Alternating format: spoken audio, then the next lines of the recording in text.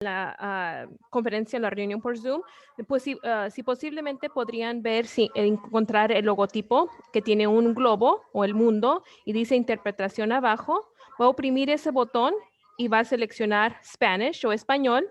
Y luego, aparte de ese botón, van a también seleccionar Mute Original Audio, que significa silenciar audio original. ¿Alguien en la línea necesita ayuda para poder hacer eso? Okay, si no, está bien. Thank you so much, Jamie. I don't think we have anyone at the moment who needs it. Great. Thank you so much. We'll check periodically to see if that is going on. I want to welcome everyone for being here. And I'm going to kick it over to our Executive Director, Samir Sheikh, to just kind of get us started this morning. Or this afternoon, it just switched. Samir, you're up. Hey, everybody. Good afternoon. Buenas tardes. This is Samir Sheikh. I'm the Executive Director with the San Joaquin Valley Air Pollution Control District. Really happy to be here and to see all of you, even if through Zoom. I just wanted to first just welcome everybody here and really try to provide a quick shout out actually to the Community Steering Committee, who's been working with us, and also to the Fresno Unified School District staff, and now the trustees also, who've been working for a while on really looking at how do we improve both the air quality reduction and also the air quality exposure, and really try to utilize this exciting new program, the AB617 program, to try to make a difference in the community. It's been a big priority of the Community Steering Committee and the Air District, and I know Fresno Unified, to really try to find some opportunities, for really improving the health of the children in this case that are the main, I guess, customer, if you will, of the Fresno Unified system. So I really just wanted to thank you all for being here. It's a very important conversation and something that our Community Steering Committee has been talking about for quite a while, actually. And just appreciate, their attention to this as well. A lot of those folks are on this call right now. So there are some major opportunities that we really wanted to talk about that are on the agenda today, and I'm not going to cover those here in my introductory comments, other than to say that we're here as an air district that is implementing this program, and really through a partnership model. We're here to really just let you all know, and just again, thank you to the Fresno Unified, the trustees who are here and the staff, that we're here to support you and really trying to take advantage of some opportunities to make a difference in the community. The two big ones that we're going to try to talk about a little bit today are how to reduce exposure to air pollution issues to our students and teachers and others at the schools through some kind of a air filtration type program that we're now getting off the ground, and that's been evolving with the input of the Community Steering Committee, and I really want to make sure we cover that today. And then also the electric school bus program, and really seeing if there's something that we could do there in working with Fresno Unified to take advantage of some resources that are available to continue transitioning the fleet to as clean of a fleet as possible, and really want to cover those issues today. So I'm going to turn it over now, and I don't know if anybody else wants to make any other introductory comments. Happy to, this is not a very formal, although I see that there are time stamps on the agenda, I think, just to make sure that we cover a variety of issues. But if anybody else wanted to jump in, either from the Community Steering Committee or from Fresno Unified, to really help highlight sort of from a high level, the importance of these issues, please feel free to jump in. I just want to let you know this is very top, front and center to me as a priority, and looking for something here to support this effort moving forward. And we're very flexible and very open to ideas from everybody here as to how to move this forward and actually make a difference in the community. And just want to thank everybody for being here today. So I don't know if, I'm just going to, Naimeen, for example, you're a champion, and I know many others on the Community Steering Committee. Did you want to have any quick opening comments from that perspective? And then maybe on the, everybody from Fresno Unified, thank you so much for being here. Feel free to jump in as well before we jump maybe into the issues as well. Sure. Well, thank you, Samir, for the opportunity. And thank you, everyone, especially from Fresno Unified, who made the time to talk to us. Maybe you're not aware, but AB617, we have been working as a steering committee for almost 2 years now. And we're very excited that there's a lot of opportunities to make our air in our area cleaner, and especially to bring opportunities for our children in Fresno schools to breathe cleaner air inside the classrooms and, you know, also outside through the incorporation of these electric buses. So we're looking forward to a receptive a response from you all, and to work together to make this happen. So thank you for your time. And it would be fantastic if our folks from Fresno Unified School District could just introduce themselves real quick. We are so grateful that they're here. Hello, I'm Keisha Thomas, the board president, and I am so pleased to be here. Thank you so much for inviting me. You know, it's always a pleasure to be in a space where we can make our world a better place, you know, and it starts here. And then we learn to train our kids to do the same. So just knowing that not only should we have this move forward, but we should also figure out a way to train our kids to do these things so that they have a means of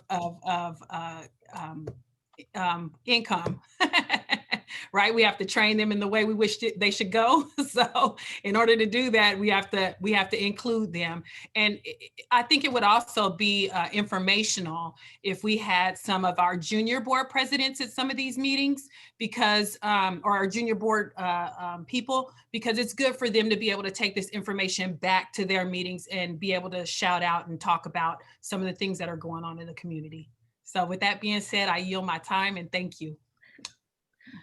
I'll jump in. I'm Karen Temple. I'm Chief Operating Officer for Fresno Unified. So thank you for including us today.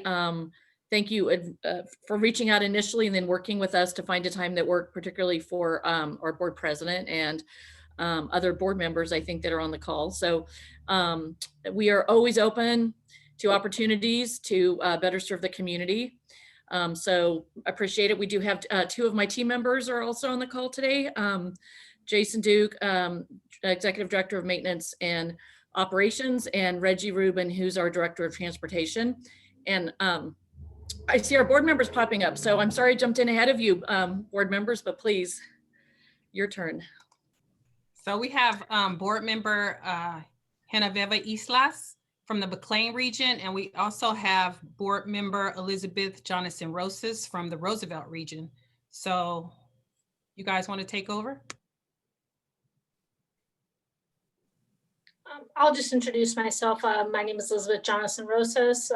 As board president Thomas mentioned, I represent the Roosevelt area, and I'm excited to be here. I know we've discussed alternative fuel transportation in the past and want to see what we can do, even if it's not the school buses, but maybe some of the other buses, and see what the technology has brought. I know that there's been some updates to the technology and ranges and all the rest of it. So thank you for bringing this funding opportunity to us, and excited for the conversation. Hello, everyone. I'm Genoveva Islas. I'm the trustee over the McLean region. And I'll share that I am a public health advocate. I also share space with Nayamin. So even though we're not able to meet or see each other frequently, I agree that she's a fantastic advocate for air quality.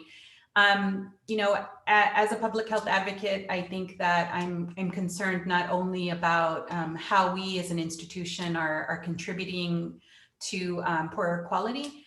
I'm also concerned about our indoor air quality, in particular as a result of COVID, and knowing that we have, I think, some schools that are in precarious situations. I represent a school that is right on the buffer of a highway, for example. So there's an interest in terms of looking at all of our children's well-being and how we are maintaining our facilities, how we are upgrading our filtration systems so that we're not creating any disadvantage to children in our district. Great. Good afternoon, everybody. This is Jason Duke, and thank you for inviting me again. I just wanted to say thank you to Samir and the folks at CARB as well for putting your heads together and really concentrating on what works for all the school districts, as well as a lot of the other entities that we're working with in regards to indoor air quality and what we can do with the older systems that we have at the schools versus the hospitals. As you know, we have standard static equipment, not high static with high volumes of air. So we're unable to move to those MERV 13 or MERV 14 type of filters. But if we can find somebody that's manufacturing something that's suitable, that we can run higher rates of particulate removal in the classrooms, the better off we're going to be. I will establish that we do have one of the highest maintenance programs throughout the districts locally. We run a quarterly replacement on our filters. We also have as many as 3 to 16 passes per hour, depending on the facilities. So we're doing everything that we can, including reviewing new Title 24 and CO use for measuring indoor air quality with influence of as much fresh air as possible. So anything that we can come up together collaboratively to increase our efficiencies and maximize the performance of our equipment, I'm on board. But as you know, the requirements for this assembly bill does not allow us to move into a direction of that high requirement of the MERV rated filters. So the best that we can do is increase our maintenance activities and recirculate as much air and influence as much fresh air, filtered fresh air into the classrooms as possible. I've read the white papers from UC Davis as well as San Diego.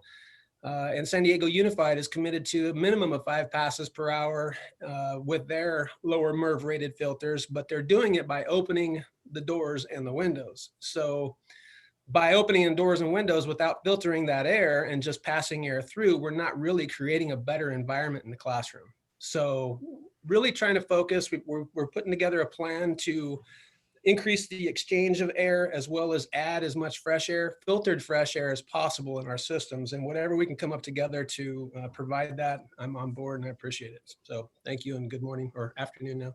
Hey, Jason, really quick, I just be remiss to not acknowledge and thank you for what you and Fresno Unified have been able to do to get air monitoring installed at a number of different of the schools. I just wanted to express our appreciation, Jason, for working with our air monitoring team, and then that goes up to the board as well for really empowering you, Jason, and the staff to really work with us on that. Just want to thank you guys for that, and because we have extended our air monitoring quite a bit by having locations at the schools. So thank you for that, Jason. Yeah, thank you, Samir. And we wouldn't be able to do anything without the support of our Board of Education too. So thanks and hats off to them for keeping us moving in the right direction. Good afternoon, everyone. I am Reginald Rubin, the Director of Transportation. I guess I am the guy who makes the wheels on the bus go round and round every day. It's always great for us to evolve, to see how we can better serve our students. We all know that we went from those nasty diesel buses to compressed natural gas. Now to look into electric is really exciting, because with the number of students that we have with asthma within our valley, this is a great key point that we can do to serve our community. So thank you, guys.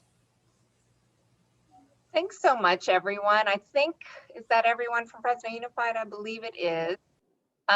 Just very quickly, so AB617, it's a statewide program. It's doing work in a variety of communities. South Central Fresno is one of them, and we actually have 32 Fresno Unified School Districts that are in our AB617 community. We have a steering committee of about, I think the number's hovering around mid-30s right now, that's been working very hard to implement a wide variety of strategies.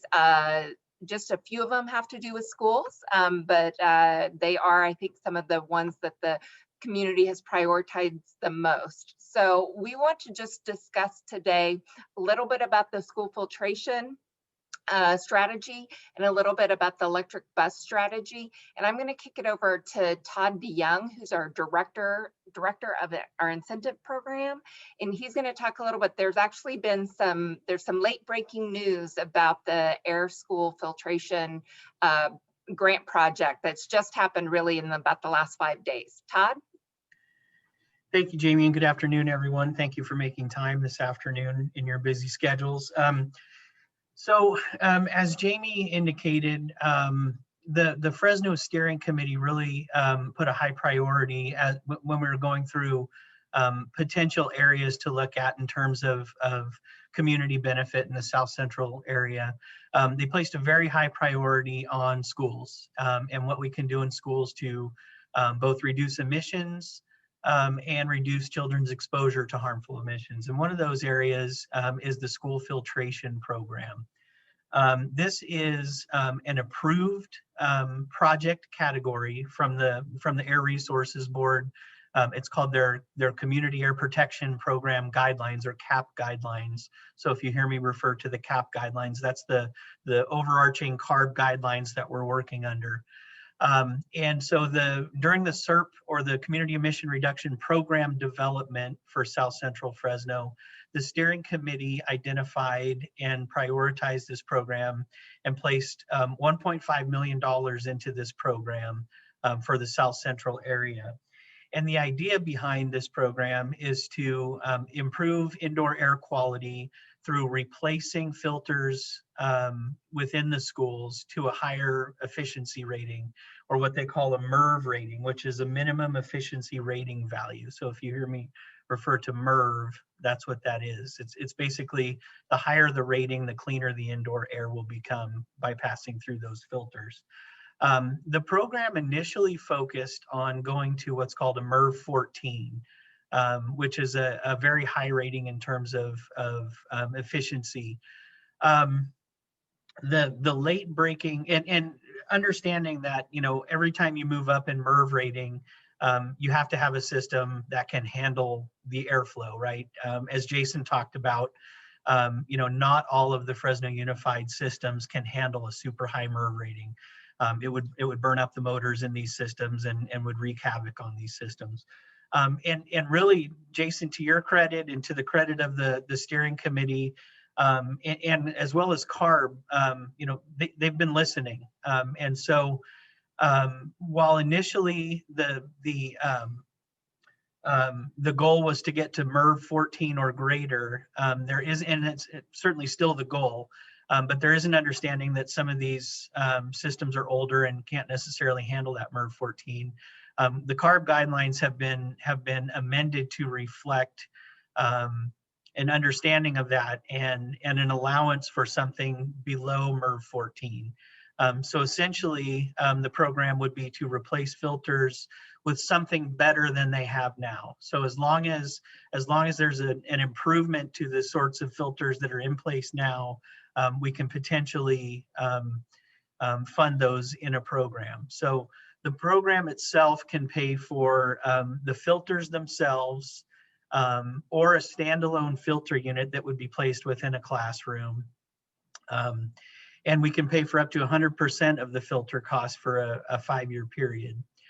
Now with that, in order to obtain those funds, Fresno Unified would have to undertake an assessment, and it's basically an understanding. You'd have to have either an in-house assessment, or you could potentially hire somebody.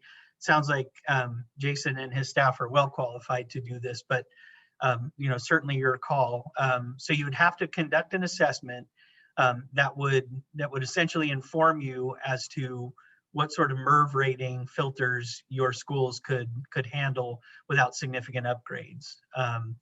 And so right now we're kind of, and that's kind of the new wrinkle, is that the original CARB guideline said MERV 14 had to be MERV 14 or greater. The amended guidelines give that flexibility to something less than MERV 14 if it's better than what is in there now. So just a very brief kind of overview of the program. What we're here today to talk about is just, you know, what we need to do to sort of move this forward and get this implemented in the South Central Fresno community and in these 32 or 34 schools, as Jamie mentioned, as quickly as possible.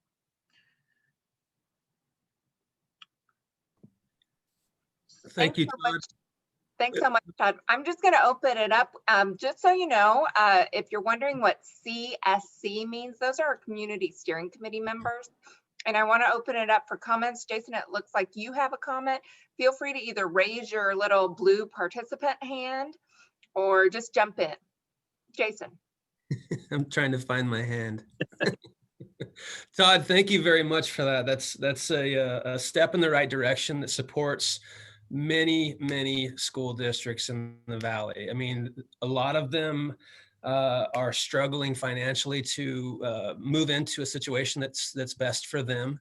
The only thing that I have concern with is we're already at the highest level possible in our systems. There are a couple, I don't want to say a couple, probably several locations where we can look at our multi-zone units and go from 11 to 13 and measure that in-house, whether or not we're going to be sustainable with the standard static equipment. And we will, we're already moving through with an assessment. So thank you for that. We're evaluating our situation now. One thing I wanted to ask, you said something about portable units. Can I have you elaborate a little bit on that? Does this program support adding portable units in spaces where we do not have the ability to increase capacity? It does. The program will pay for standalone units. Those are required to be at MERV 14, which is reasonable given that they're standalone units. So yeah, we do have the ability to pay for those. And there are some specifications that are in the guidelines, and we can certainly talk the technical details offline.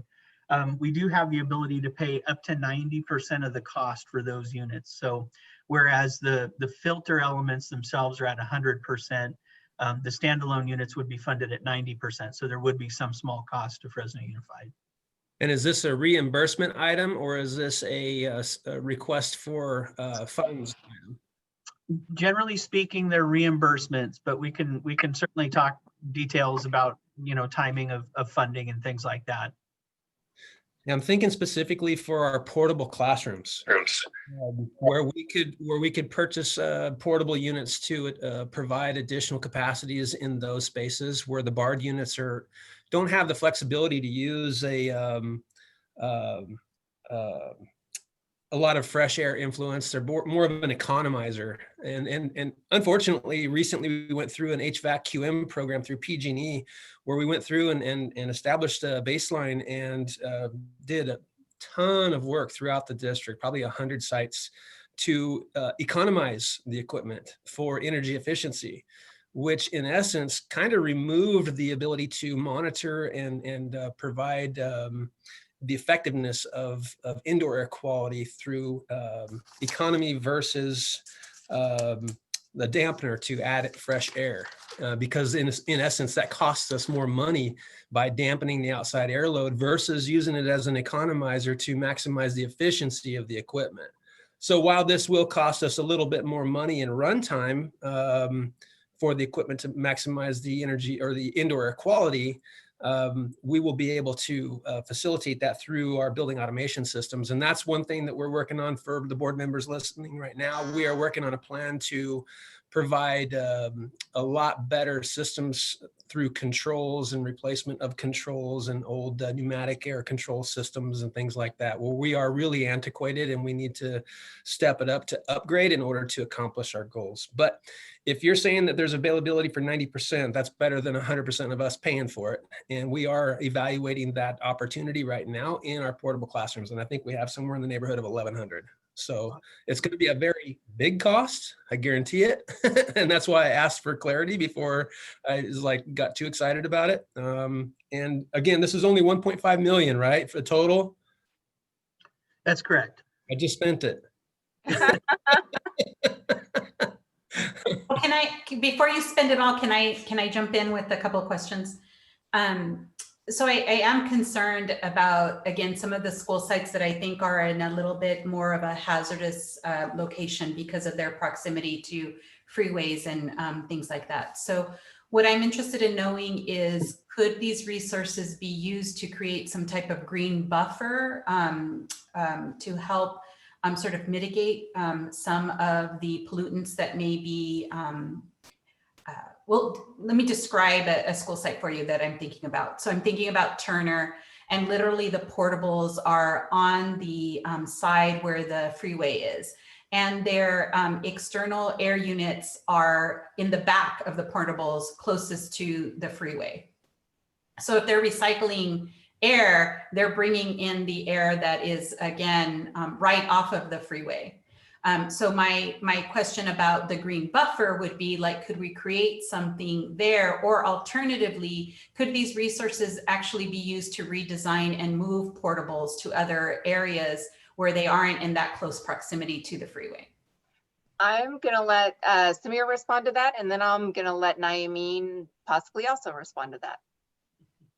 Yeah, great question. I wanted to speak to a couple of funding related issues, and really just let you all know that as long as, and I think CARB is here and they've been listening all along, and they're willing, I think, to make even more adjustments to the guidelines, but as long as we can pull together a project that meets the guideline criteria, there is a lot of flexibility, I believe, in crafting a tailor-made, in this case, a Fresno Unified specific, but if the other school districts, may also take some different approaches, but coming up with basically a suite of different things that are done that maybe prioritize schools that are particularly exposed, say, to freeway exposure. It's a combination perhaps of standalone room filters with, maybe in other schools, some other enhancements that could be made to the central systems. I don't think there's going to necessarily be a one size fits all kind of a solution. And so as Jason kind of talks about different things, and as we hear other comments about, like the great question there about maybe moving some of these portable classrooms, I actually can't answer that question specifically here, but what I can tell you is that we'd be happy to look into whether that is something where there could be, perhaps some funding support, because I do think it's going to be, we're talking about a huge community, a lot of different schools. I don't even know how many classrooms we're talking about here, but if we're talking about 1 to 2 filters in a classroom, and and you multiply that across whatever number of hundreds of classrooms, what is that? And there's a great question I just want to recognize in the chat room about noise and background decibels. There are certainly some questions that have to be addressed, ones that we can't obviously address at the Air District level, but that really required Fresno Unified in this case to think about, what are all these great things that we can do.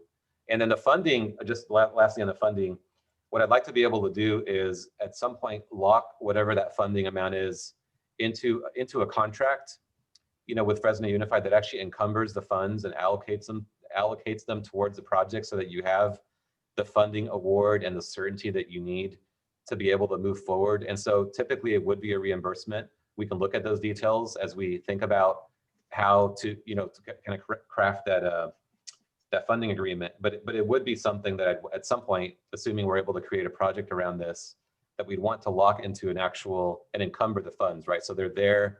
You can rely on those funds as you move forward. Hopefully it's sooner rather than later as far as implementation goes, but it might take whatever time it takes to implement that. You would have all of that under a funding award, and the funding would be there to support all of that under a work plan that we'd all mutually agree to. If I can just chime in, I absolutely believe in urban greenery and adding greenery and trees and shrubbery and the rest of it to our schools. I think that's a great strategy, and it just makes our community look so much better. I'm wondering though, because I know Tree Fresno has funds to do some of this. Are they pulling from the same funds, or would this be a situation where we could, work in consultation with them to, maximize the use of funds? I'm going to let Naeemeen respond, because I think she can both answer your question, and she's had her hand up for a while. Yeah, well, thank you both, Beba and Elizabeth, to bring this topic. We know that we said we were going to talk about filters and school buses, but the reality is that the SERP that the steering committee created is much more comprehensive. And certainly it included vegetative barriers as one of the priorities that community members requested to mitigate the exposure to air pollution, especially of these schools like the one Beba was describing that are next to a freeway, or even homes that are in those locations, right? So we don't even have to take money out of these assigned strategies. There's a specific whole other section of the SERP that is focused on greenery and vegetative barriers. And there's already a committed amount that the Air District has plugged there as a match. So certainly we would have to talk to Tree Fresno, and we have already begun those conversations because they have some funding from CARD, from another project that might have some overlap with AB617. But at the same time, there are other resources. I just want to say here that, for instance, just last week, there was a deadline to submit for a program that is called Climate Corp. So the state is going to be paying interns, just like the AmeriCorp, but it's going to be focused on greenery and these type of projects. So there's going to be an opportunity for maybe, because Fresno was one of the selected areas, to get a couple of those full-time people paid by the state to help us design and work on these vegetative barrier projects. So I think it's important, and it's good that we don't have to move money around from, you know, choose between L filters to plant trees. So I think we can do both.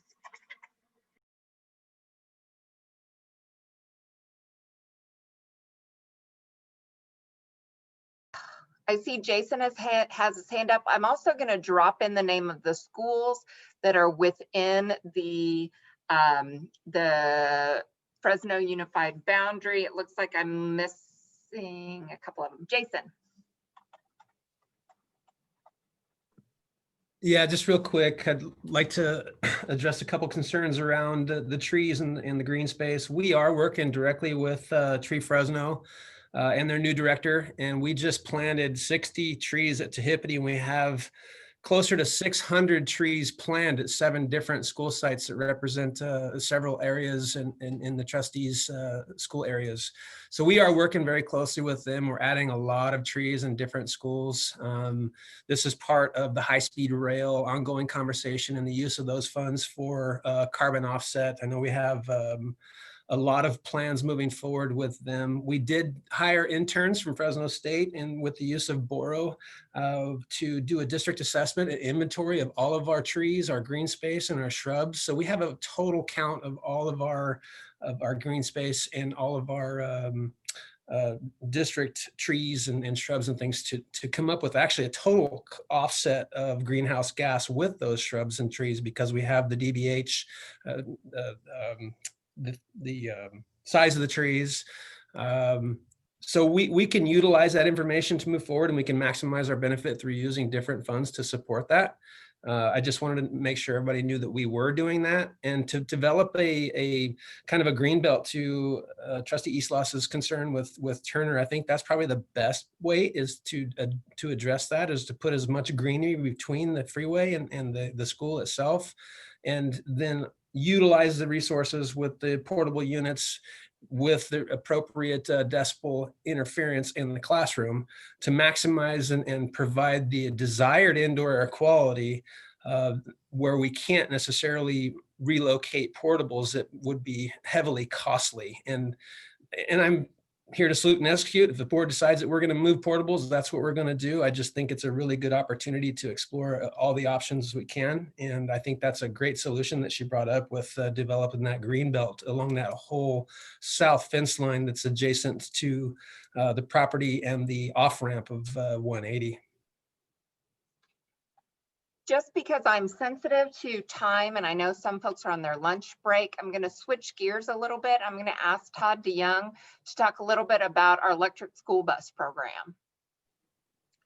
All right, so much like the school filtration item measure that was approved and prioritized by the Fresno Steering Committee, funding for replacing diesel school buses with electric school buses was also extremely highly prioritized. Again, it's an eligible project category in the Community Air Protection Guidelines, so funding is immediately available. The committee prioritized $6.4 million for this measure, and that's generally speaking enough to replace about 16 school buses at a maximum of $400,000 per school bus. The electric school buses run anywhere from $375,000, generally speaking, up to a little bit over $400,000 per bus. So in a lot of cases, these buses could be replaced with a minimum out-of-pocket expense from the school district, if at all. And so it's fairly straightforward. You would be required, Fresno Unified would be required to essentially crush an old diesel powered bus or retire an old diesel powered bus, and then place into service a new all electric school bus. And we would like to see the buses or the routes obviously impact the AB617 South Central Fresno community. So we'd like to see these buses operating within the community. But other than that, it's a fairly straightforward measure. And again, funding is immediately available. We had been in discussion with Fresno Unified staff. I believe we were working through your grant writer at the time.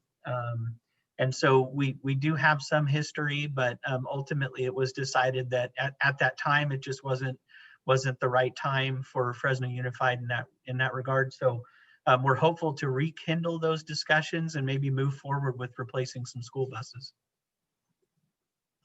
I see Karen, go ahead. Thank you. And this has always been of interest to us. And one of the things, and I should probably let Reggie knows more about this than I do, but I know one of our concerns always has been, or one of the obstacles for us has been the infrastructure for the charging. So when we converted to 100% low emission in our fleet, with most of those being compressed natural gas, we installed over 80 CNG pumps so that we can slow fill pumps that we can fill up our buses overnight. So is there funding for the charging infrastructure as well? That's a great question. And so just as a little bit of background, historically, grant programs have never, or generally speaking, have never paid for 100% of the cost of anything. So in developing this program, there was an assumption that if the grant was going to cover essentially 100% of the cost of the bus, that the associated charging infrastructure might be that sort of in-kind contribution from the school district. Now, that being said, there are other programs out there, and we could certainly work with the school district to tap into any of those funds that could be available to assist with the installation of charging infrastructure. Those could be, there are some state programs through CEC and CARB that could potentially be accessed. There are funds through local utilities, PG&E, for installing electric vehicle infrastructure. So there's kind of a wide variety of potential options out there to at least cover part of the infrastructure funding.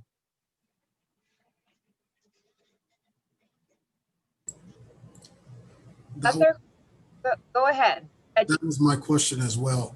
Also, in this particular area, would those buses have to stay in that area, or could they go outside those areas? And I say that because a lot of our students within those school sites, they're privileged to out-of-town field trips and other field trips.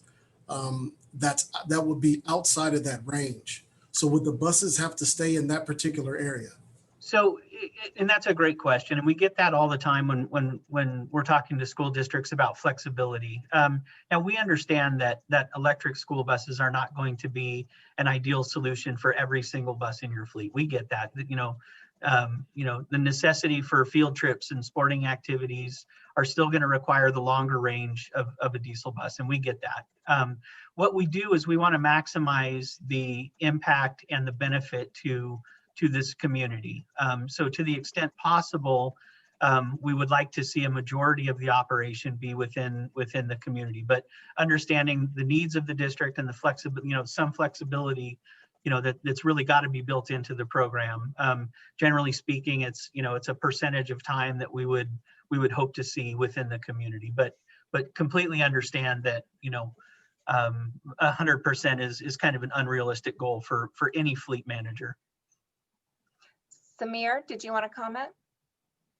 Yeah, thank you. And I think I just wanted to recognize Naimeen's, I saw her hand up, and I see that she put a statement into the chat as well that is sort of part of what I wanted to cover as well. I think that what Todd was basically saying, and what I want to also reiterate is on the issue of the charging infrastructure. If there's a desire, and what I'm hearing is a desire to really pull together a project here that we can all, basically celebrate. I see it as a very exciting thing that if we're able to work with Fresno Unified and our steering committee to do a large EV bus deployment project, if we're serious about this, one of the big areas that I know upfront is going to be something you have to think about is the charging infrastructure. Where is that going to be located? Is that going to be, what's the cost of that going to be? And so I would love to know more about what that cost, could look like. And then to Naimeen's point, how we go about and working with you to fund it.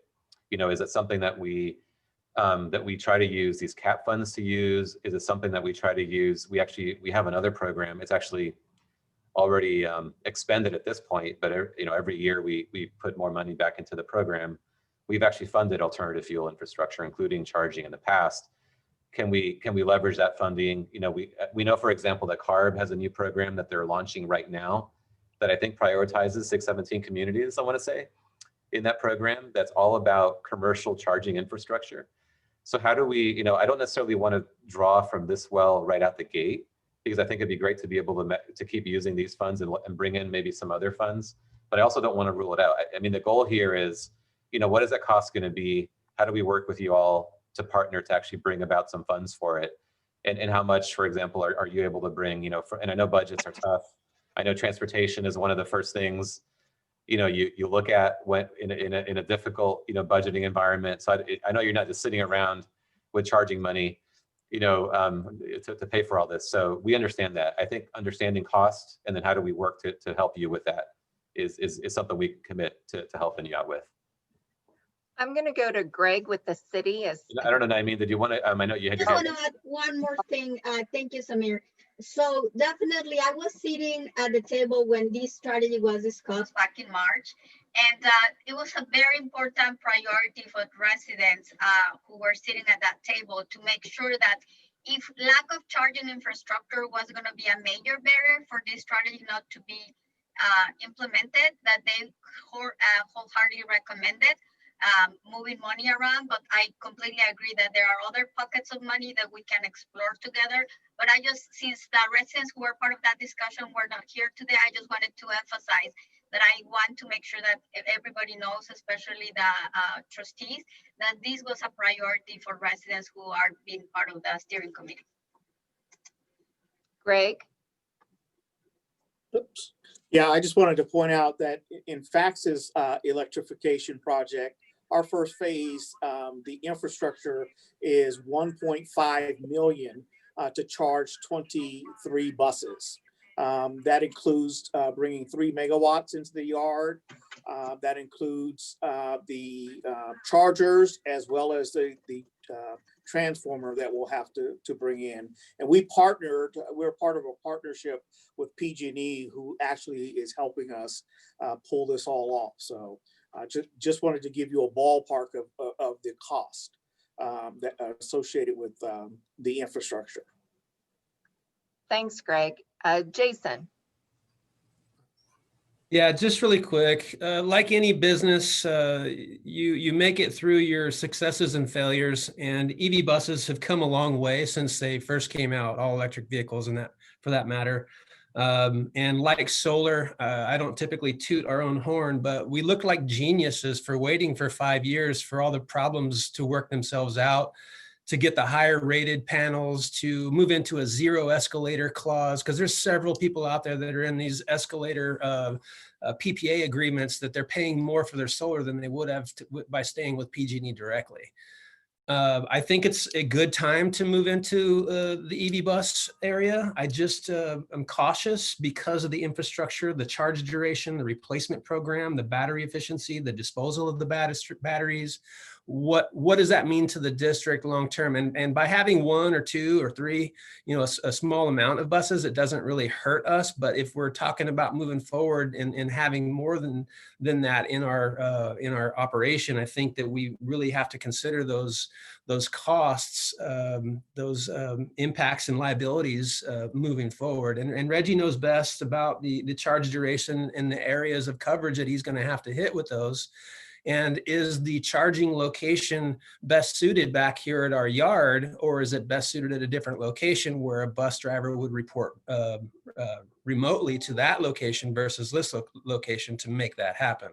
So there's tons of things to look at, Samir. I think that it's beneficial for us to put our heads together and kind of plan through that and find out what that means to us. We already know what it means to our stakeholders in our community, but what does it mean to us operationally, and how do we develop a program around it?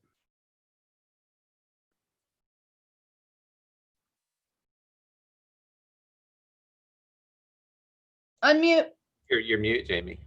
I keep forgetting to do that. Thank you so much, Jason. Are there other questions or comments? I am sensitive to the time, but I do want to give, especially from our community steering committee members, we have a couple on here. Would anyone like to make a comment? Yeah, and I am going to get to the kind of next steps, but Ivanka. Hi, thank you. Thank you for your comments, Jason and Reggie. And I just want to reiterate what Naomi said, that this is a priority for this community steering committee, and we are committed, and hopefully by this call that we're having today with all these different departments and all the moving factors that this will undertake, is that this can really be an initiation. Just like you said, it's going to take a lot, Jason, but I think community really wants to hear that there is a commitment, not to just say it's going to take a lot and then it go quiet and silent, but that we could actually, what we've done in the steering committee, we have subcommittees, we put hours in to figuring things out, and it's not easy. We all know it's not easy. But just at least if we can leave here today with that commitment that you are continually open to have this conversation, not just a conversation, but what are those minimal analyses that can be done to really start creating this to turn into a functional project. And that is really, I think, we know this is a huge undertaking, but as one of the biggest districts in our state, we should be on the forefront of doing that undertaking first, because so many of us know that we already have some of the worst air quality. So it makes sense that we're having this just being an initial conversation that starts to move forward, even in the smallest ways, that this doesn't just become, well, we gave the answer that it's too much. Everything is too much until it's done, right? So I'm just really hopeful that everyone on here, for your specialties and your expertise of your departments, that we can continue to come together for the greater good of our whole community. Thank you. And I believe Ed had his hand up. Ed, are you? Yeah, thank you for this. We are committed to electric and electric infrastructure, recognize the benefits of that. Gregory, thank you for your comments regarding your experience. And my concerns are, we can have electric buses in a month. Gregory's comment was it took close to 3 years to get the right kind of infrastructure for charging available. And I just want to make sure, I mean, Naimeen, Ivanka, that our committee has a clear understanding of what it really is to develop and to put these buses in place. While supportive of that, the real question is how long will it take to get enough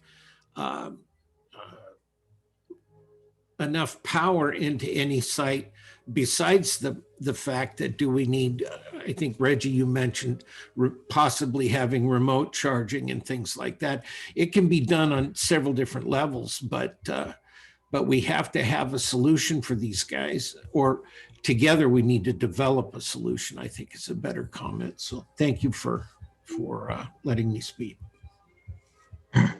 Jamie, I have a question for you. This is Kimberly. I know that you have stated in the meetings that there has been some electric buses deployed in the Fowler Unified School District. So how is their charging infrastructure set up, and how can we implement that or kind of copy that here in our boundary area? I don't know the answer to that, but maybe Todd or Brian, do either of you know how Fowler does their charging? That is a great question. Unless Brian knows, it's something that I think we're gonna have to look into real quickly and we can get back to you. Yeah, offhand, I don't have an answer to that. Good question. Kimberly, I'll have these guys look it up and we'll get back to you on that. Absolutely. Yep. Thank you. I think that would be very helpful information. That way we can decide on how we would like to, maybe that be something that we want to try to duplicate here in our boundary area, and possibly duplicate it in Fresno Unified School District. So that would be very helpful if we can get that information to the subcommittee. And then Jamie, you have Keith on the call. He would be a good resource. We're going to circle back around on that though, Greg. I'm just sensitive to the time. I'm going to look to the trustees for any last comments they might want to make. I have one more thing. Okay, go ahead. Yeah, hey, one, I just want to thank all the trustees for making the time to be on the call today, and all of the practitioners and technical experts who are committed to this work. But I hear what Jason is saying, and I would just like to know, Jamie, if someone from CARB can respond to some of the issues that he spoke to, because I don't want it to seem like when I hear some of the things that he's saying, it almost sounds like it's an obstruction to the work. And I know that's not the intent, but I want to be able to problem solve to get to a place to where the district can commit, because I did not hear a commitment from Jason when Ivanka had asked those series of questions around the district's commitment to having these ongoing conversations. And maybe the question is for Karen. Is there someone within the organization that can help move this work forward? Thanks for the good segue, Eric. I actually had put in the chat at that time that we are committed to moving forward. I can't commit on behalf of our board, but I would think that our board would expect that. So we're committed to moving forward on some kind of pilot, and everything you've heard Jason say are things that we've been thought about and are trying to work through, and we see them, just as problems to be solved. And I think that with everybody that's involved in this, and particularly Valley Air District, obviously, working closely with you all, we'll work through those things and do at least we will get started and move forward. So I think you can take that as a commitment. I can't tell you what scale at this time, but the time has come. Yeah, I didn't mean for that to be obstruction. I just wanted to establish a need to plan so that we could put it in place. There's no doubt that we're committed to pushing this thing forward. I was just requesting some support from those involved with this call and the different entities to help us identify the areas that we need to focus on to make it work. And we're committed to making it work. It's just, those are the things that come to mind when we start thinking about and planning the use of electric buses. Is where do we charge it? How long does it take? What areas do we serve? And how long will it last? And what's the replacement program? It's not an obstruction. It's just a need to understand better how we do it. And we can come up with the when, and we already know the why. And just one more thing, me and Jason had spoke previously. When we started to reduce our carbon footprint, we all know we went to the particulate system. The particulate system, we had to create infrastructure for electrical there as well. So Jason was going to take a look at our current infrastructure to see what would be needed by changing over to charge our buses. It could be minimal, it could be a lot, but that's something that Jason was going to look into. And Reggie, this is Todd with the Air District. That's I put in a couple of quick text messages while we were talking, and that's exactly how Fowler is doing it right now. They're utilizing the infrastructure that they had installed to clean their DPFs, their diesel particulate filters, until they have that solution. And I know Keith Lowen had also put some information in the chat because he's more familiar with it, but it does sound like that's at least a temporary solution for Fowler Unified until they can get their more robust infrastructure installed. And also, these will be the same buses that we will be replacing with the electric buses. Great. I want to give Board President Thomas, if she's available. I saw her pull her screen up. If she wants to say a last word, she may have been pulled out on the phone. Seeing that, do any of the other trustees want to have a last statement here? I'm going to also kick it to Samir for some next steps and final comments. Samir. Yeah, I really appreciate that, Ivanka and Eric. I see Keisha just pop back up again, so I'm actually going to stop talking to see if Trustee Keisha President wants to make a comment before I try to wrap it up. I was having some technical difficulties. My internet going up and down. It's just all over the place. So I'm not going to comment yet because I missed about the last 12 minutes. But I am going to comment. I lied. So Jason and Reggie, I know that we talked about my biggest issue is how do we figure out, because you guys know I'm all into piloting. I love it. How do we make sure we have enough range to get in all the places we need to go? That was my big, and I might have missed that part. That was my next question as well, the range of the buses. Some of our routes run in upwards to 60 miles just in the AM. And then the recharge time, how long does it take to recharge those buses to go back out for the PM route? So this is Todd, and I can give it, somebody with more specific information certainly can chime in, but the range is certainly improving, and it's much better than it was even 5 years ago. We're getting upwards of 100 to 150 miles on a charge, depending on the kind of the duty cycle. And there's another sort of factor. So there's opportunity charging, right? So you have your morning route, you come back to the bus barn or yard, and you charge, and then you head out for the afternoon, the afternoon routes. So it's all about identifying the routes that it makes sense. Not every route is going to be conducive to electric buses at this point, but it's sort of figuring out those routes, figuring out the duty cycle of the buses. But I think the battery technology is improving every year, and the opportunity to charge in between morning and afternoon runs, I think is important. Depending on the amperage and the level of charging infrastructure, it can take just a couple hours to fully recharge a bus. Especially when you're just hitting it, in between the morning and the afternoon runs. So a lot of school districts have found that that's been very successful.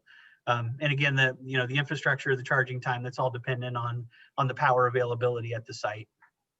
So what's the biggest district you've piloted so far? We've done quite a few. I don't know in terms of numbers of buses, but I know that the district has had funding available for a couple of years for electric school buses.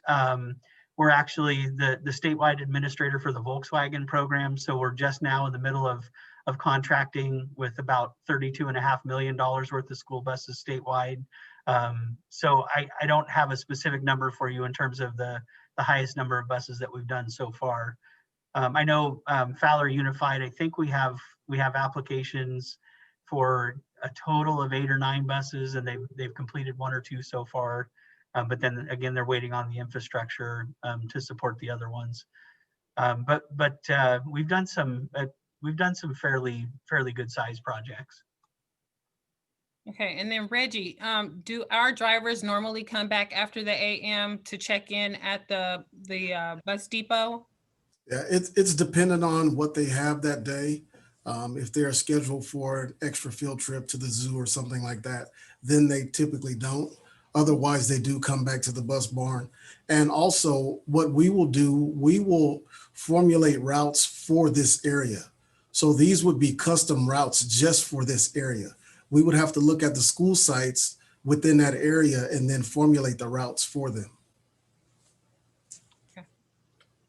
That sums up my questions. Thank you. And if I could jump in, maybe I know it's 1:02, so I want to be respectful of the schedules here and make sure we're all here to kind of wrap up. But Keisha, thank you so much for your comments and questions. What you missed partly at the very end there was a really good conversation that between committee members and some of the Jason and others, Karen from Fresno Unified, about what does this really mean moving forward? You know, what's the level of commitment? What are the next steps? How do we actually make a project out of this?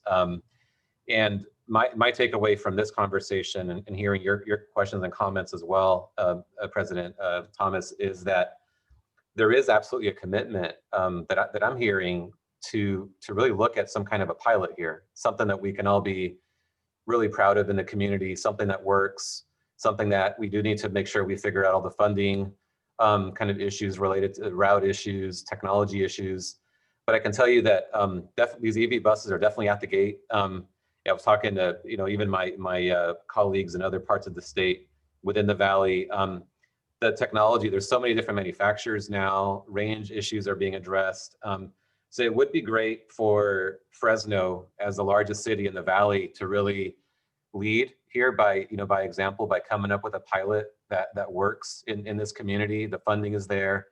And it's not pie in the sky, anymore. I mean, this is something that's real. It's happening all around us. You see the comment in the chat screen, Fowler has grants for 12 buses and they've already got two received, so it is happening all over the Valley. And what I want to do is, and I really want to empower the community steering committee and our staff to work with your staff to really start pulling together the pilots. We have a subcommittee that's actually working on these school-based opportunities right now as we speak.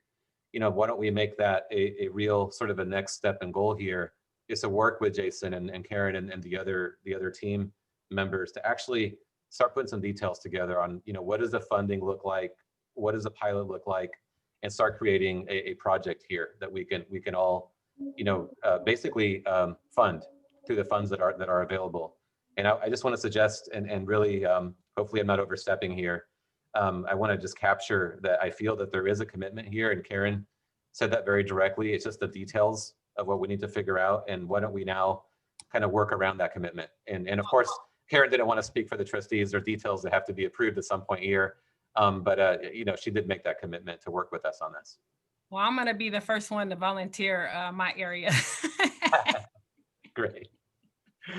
So I don't know, community steering committee members, that was my wrap up. But if anybody else wanted to, add any closing thoughts, please feel free. But I know it's 1:05 and just wanted to make sure we left on that note and really looked at this as a let's move forward, a goal coming out of this meeting. I'm excited. Great. Good job. I want to thank everyone. I see thumbs up. I see positive reactions. Thank you all for being here today. We will do a little bit of a report back. Maybe one of our steering committee members who is on this call will do a little bit of a report back at our next meeting, and then we will plan for another little subcommittee meeting that we'll put together and kind of begin to hash out what it means to get this pilot project, this new project off the ground. Do I have any volunteers on any steering committee members that might want to report back? No pressure, but there's some pressure. I'll let you guys think about it.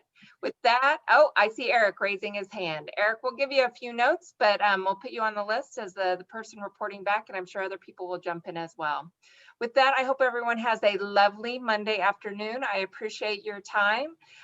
Stay safe, and we will see you next time. Thanks, everybody. Thank you.